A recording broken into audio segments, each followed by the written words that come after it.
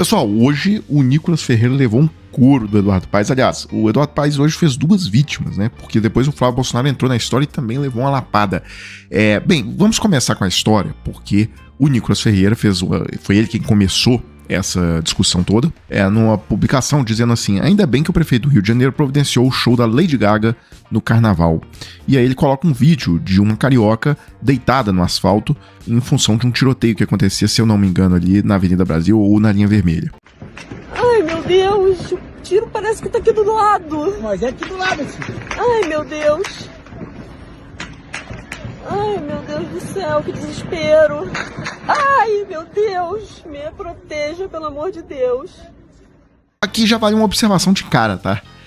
Como esse sistema de notas da comunidade, que agora o Facebook, a Meta, né, quer introduzir, né, e substituir os verificadores por essa porcaria, como que esse sistema é um lixo, né? O Nicolas tinha que ter tomado aqui uma marcação, inclusive isso foi sugerido, mas não foi aprovado, né, de que, olha, quem cuida da segurança pela Constituição do Brasil são os governadores. Eles que são chefes da PM, das polícias civis e etc e tal, vocês já sabem de tudo isso. Não tomou essa marcação aqui por quê? Porque o sistema é totalmente enviesado. Então, mas aí vamos aqui para a resposta do Eduardo Paes. Esse sujeito, Nicolas Ferreira, apoia os governadores do Rio, desde o Witzel, passando pelo governador atual, que mandam na segurança pública e ainda tem a cara de pau de apontar o dedo. Todo mundo é do seu partido, o PL, deputado. No ano passado, dei chinelada no candidato de vocês aqui. Ano que vem, vamos trabalhar muito para colocar o time de vocês para correr do estado também. Em tempo. Todo mundo no Rio vai ter Lady Gaga e todo mês de maio vai ter uma grande atração internacional. A diferença é que em maio de 2027, o Rio de Janeiro vai estar mais seguro. E aí o coro foi tão grande que o Flávio Bolsonaro teve que sair em socorro ao Nicolas, né? Chamando o Eduardo Paes de nervosinho. Nervosinho, você entende de maquiagem, não de segurança. Tudo no seu governo é perfumaria. Está no 4º mandato e não conseguiu resolver os problemas básicos do Rio, só lorota. Eu tenho até azia de ver o Flávio Bolsonaro falar em resolver problema de alguém. O governo Bolsonaro resolveu que problema, né? O que deixou inflação de 57% de alimentos, não fez uma obra de expressão no país. Resolveu o quê? O Brasil teve no governo Bolsonaro a pior gestão da pandemia no mundo.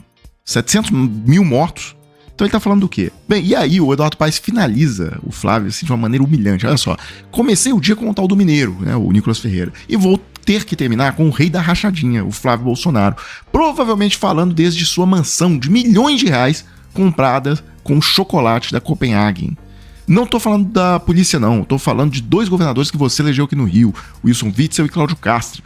Não respeitam as polícias, depois de quase 8 anos destruíram a autoridade delas, acabaram com a Secretaria de Segurança e encheram de apadrinhados os seus comandos de nossa PM e Polícia Civil. O dedo de vocês é podre pro Rio de Janeiro. Vai vendo aí o resultado. E aí ele desafia o Flávio a largar esse cargo de senador e se candidatar a governador. E perder o foro privilegiado e tal. E aí pergunta, tá com medo, Flávio? Duvido você ter coragem. Já pensou ficar sem mandato, hein? Haja loja de chocolate. Só não vale desmaiar de medo. Quem entende de segurança, pra ele é o Queiroz, né? E aí, vale aqui a gente lembrar algumas coisas. Primeiro, o Flávio, de fato, ele desmaiou de medo ao vivo num debate, né, pra Prefeitura do Rio em 2016, e ele se borrou mesmo, né, literalmente, né, borrou nas calças ali. Jandira, não teve um negócio que, aquele episódio, me fugiu aqui a memória, mas quando o Flávio Bolsonaro teve uma queda de pressão... Municipal, prefeito. Você foi lá ajudá-lo? Eu fui tentar atender, mas o pai dele não deixou, disse que comunista não pegava no filho. A gente nunca sabe. E aí ele levou o filho embora, que o filho passou mal mesmo. Inclusive teve diarreia na hora, saiu de lá todo. Que? Foi. Olha aí, Isso é um furo de reportagem. É um furo de reportagem, saiu de lá todo... Bem, pessoal, mas seguindo aqui, eu falei ontem, expliquei toda a situação lá da margem equatorial, exploração de petróleo, etc. E o Lula tocou nesse assunto hoje, ele esteve lá no Amapá. E eu sonho que um dia a gente não precise de combustível fóssil. Mas esse dia está longe ainda. Porque tem gente que fala que não pode pesquisar a margem equatorial para saber se a gente tem petróleo. Ninguém nesse país tem mais responsabilidade do que eu, climática. Eu quero preservar, mas eu não posso deixar uma riqueza que a gente não sabe se tem e quanto é, a 2.000 metros de profundidade, enquanto o Suriname e a Guiana estão ficando ricos às custas do petróleo que tem a 50 quilômetros de nós. Tem gente que fala, mas presidente, vai ter a Copa aqui, vai ser muito ruim. Vê se os Estados Unidos estão preocupados. Vê se a França, a Alemanha e a Inglaterra estão preocupados. Não, eles exploram quanto puder. É a Inglaterra que está aqui na Guiana, é a França que está aqui no Suriname. Hoje, inclusive, o ex-presidente da Petrobras contou mais detalhadamente essa parte técnica do que está acontecendo ali, sobre a questão da exploração, as etapas de aprovação lá no IBAMA, como que tá e tal. A Petrobras, até pelo menos até onde eu conheço, onde eu conheci, estava cumprindo tudo, e está, tenho certeza, porque ninguém regrediu nesse ponto, está cumprindo todas essas condicionantes. A única coisa que me parece faltar ainda foi aquela exigência, que é só uma questão de tempo mesmo, de construção, de uma nova base de atendimento à despetrolização de aves ou de fauna em geral, em caso de acidente. Coisa que, aliás, para mim, é antecipar demais as questões, porque trata-se de um poço exploratório, mas mesmo assim a Petrobras se dispôs a fazer outra base, já tinha feito uma em Belém. À época do governo Bolsonaro houve uma exigência ao contrário, se não me engano, partiu do próprio IBAMA, que tolerou ou aceitou que, para incluir o Pará no jogo político da época, se colocasse esse centro em Belém do Pará, portanto, distante da área de locação, como se diz, quase 600 quilômetros da locação, que é lá mar adentro, em Amapá, Águas Profundas.